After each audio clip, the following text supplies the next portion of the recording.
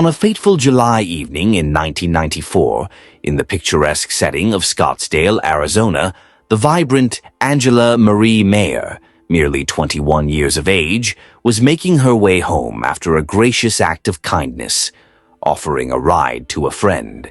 However, destiny had a cruel design, as her journey intersected with that of a reckless, intoxicated driver, whose thoughtless actions would irrevocably alter lives and elude accountability. Angela, a Scottsdale native, faced the heart-wrenching loss of her father in 1991, a tragedy that left an indelible mark on her life. Yet, she and her family forged ahead, bound by resilience and unwavering love. Her compassionate spirit shone brightly during her high school years, particularly through her dedicated involvement with Students Against Drunk Driving, a cause she fervently championed after the tragic loss of a dear friend to a drunk driving incident. By the summer of 1994, Angela was thriving as a senior at Creighton University in Omaha, Nebraska, where she excelled both academically and personally. In late July, she returned to Scottsdale for a brief respite, eager to celebrate her mother, Rose Maher's 57th birthday. Following the joyous festivities, Angela departed around 10 p.m. in her mother's pristine white Oldsmobile to collect a friend from a local establishment before heading home. As she drove southward along Scottsdale Road, little did she know that 31-year-old Gloria Schulze was leaving the bar, thunder and lightning, having indulged excessively in alcohol. Impaired and unsteady, Gloria took to the road in her maroon van. Mere moments before the tragic collision, her vehicle veered across the center line. Despite Angela's desperate attempt to alert her with a horn blast, Gloria failed to regain control. The two vehicles collided with devastating force, Gloria's van crashing into Angela's car and ultimately rolling over it. This catastrophic event unfolded a mere 5 minutes from Angela's home, resulting in severe blunt force trauma to her head as she was not wearing her seatbelt. Emergency responders arrived promptly, yet the catastrophic nature of the collision rendered their efforts futile. Angela was declared deceased at the scene. As the tragic news circulated, Rose Maher, who had been anxiously awaiting her daughter's return, was approached by police officers just before 1 a.m. They delivered the devastating information that Angela had been involved in an accident. The heart-wrenching revelation that her daughter's life had been abruptly taken by a drunk driver marked the onset of a prolonged and arduous quest for justice. Meanwhile, Gloria remained at the scene, her condition unmistakable from the outset. The officers observed her bloodshot eyes, slurred speech, and the unmistakable scent of alcohol. A breathalyzer test indicated a blood alcohol content of 0.15, significantly exceeding the legal limit, with traces of marijuana also detected in her system. Despite these glaring signs of intoxication, the legal response was surprisingly lenient. Instead of being arrested immediately, Gloria was transported to the hospital for treatment of her injuries. This decision ignited outrage and bewilderment within the Maher family, who grappled with the incomprehensible reality of burying their daughter, while Gloria remained unrestrained. Legal proceedings ensued, with Gloria facing charges of manslaughter and reckless endangerment. By enlisting a high-priced attorney, her defense team managed to secure 6 delays in the trial. During this time, Gloria was mandated to undergo substance testing and report to the court weekly. Yet she began to neglect her appointments and failed to adhere to these stipulations. As the trial date loomed in April 2001, Gloria Schulze began plotting her escape. In the weeks leading up to her scheduled court appearance, she discreetly sold 2 of her vehicles and liquidated her credit cards, ensuring her departure went unnoticed. By the time the trial commenced, Gloria had disappeared, her vacant seat in the courtroom igniting a nationwide manhunt. The vanishing of Gloria was a devastating blow, leaving her family enveloped in a deep sense of betrayal and frustration. Despite relentless efforts, including features on America's Most Wanted and various national media platforms, Gloria Schulze remained a phantom. However, in the spring of 2024, a remarkable breakthrough emerged in the long-dormant case concerning Angela Maher's assailant, unveiling an astonishing twist.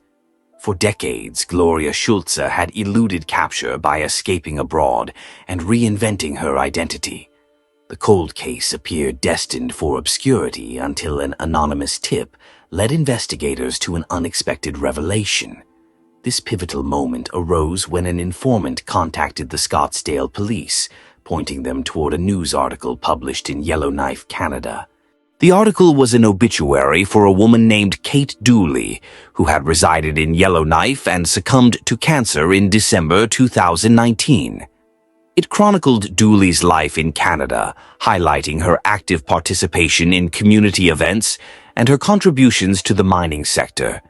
The name Kate Dooley proved to be a crucial lead. Further investigation revealed that Kate Dooley was, in fact, Gloria Schulze, the elusive drunk driver who had fled the United States following her tragic crime.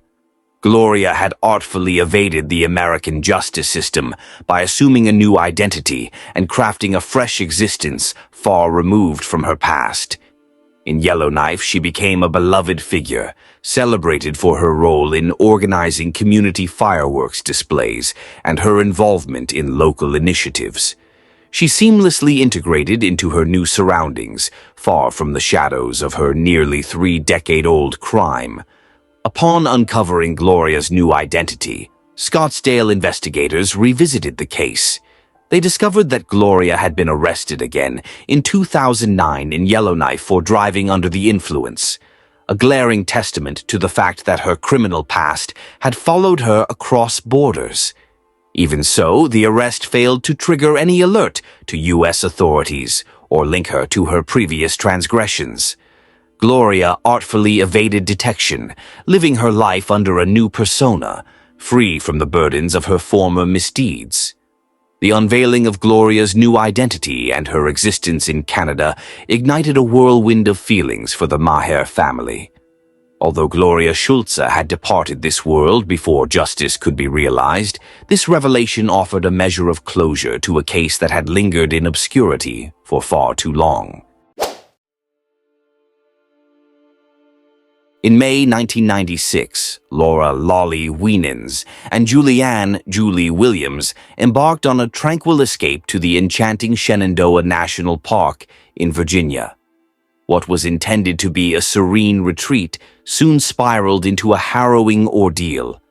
The couple vanished without a trace, and after weeks of relentless searching, the quest for the missing women culminated in a devastating revelation. With the advent of advanced forensic technology, the case was reignited, leading to a breakthrough that would finally address decades of uncertainty.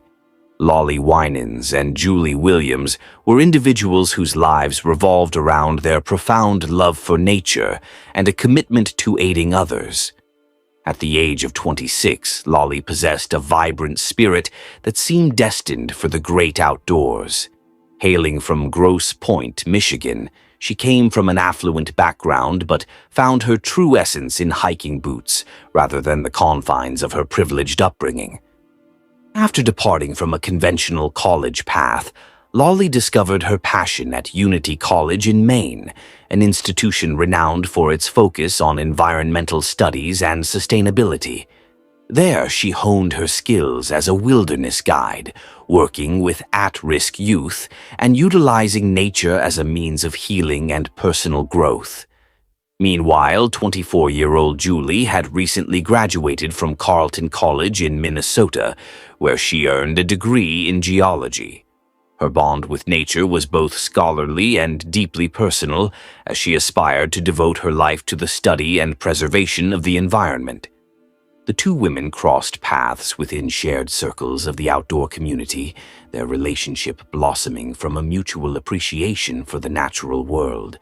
They complemented one another, Lolly's exuberance harmonizing with Julie's more introspective demeanor. Together, they meticulously planned their trip to Shenandoah National Park in May 1996, seeking to celebrate their love and escape the demands of their busy lives. However, what should have been a tranquil journey ended in unfathomable tragedy. As dusk fell on May 24, 1996, the serenity of Shenandoah National Park was shattered. Lolly Winans and Julie Williams, who had been savoring their getaway, had assured their families they would remain in touch regularly. As the days slipped by without any communication from them, anxiety began to escalate. By May 29th, the distressed parents of Julie took the grave step of reporting their daughters missing to the local authorities, which initiated a search that would ultimately culminate in a heart-wrenching discovery. Park rangers, alongside dedicated local volunteers and state troopers, meticulously combed through the trails and campsites where Lolly and Julie were last seen. The enormity of their task was formidable. The sprawling park, coupled with its thick underbrush and rugged landscape, posed significant challenges to the search efforts.